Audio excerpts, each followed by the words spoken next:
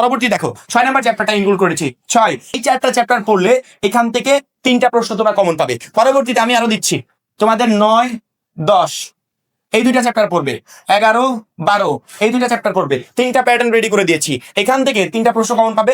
এখান থেকে মিনিমাম একটা তো কমন পাবে, ভাগ্যভালো থাকলে 2টাও কমন পেতে পারো। এখান থেকেও তোমরা একটা প্রশ্ন কমন পাবে। তাহলে কয়টা হলো? 3টা, 4টা, 5টা। এখন মিনিমাম এই যে প্যাটার্নটা রেডি করে দিয়েছি, 1টা 2টা 3টা 4টা 5টা 6টা 7টা 8টা অধ্যায়ের, অর্থাৎ 12টা অধ্যায় থেকে আমরা 8টা অধ্যায় দিয়েছি।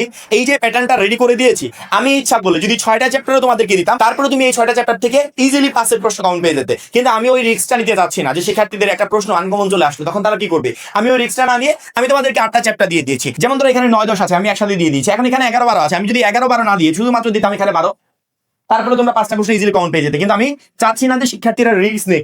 12টা চ্যাপ্টার থেকে প্রশ্ন আসবে 8টা, অনেক চ্যাপ্টার স্কিপ হবে, অনেকগুলো থেকে প্রশ্ন আসবে না, হতেই পারে। সেক্ষেত্রে আমরা ওই রিস্কটা না নিয়ে এই 12টা চ্যাপ্টারকে তোমাদের 8টা চ্যাপ্টারের প্যাটার্ন রেডি করে দিয়েছি।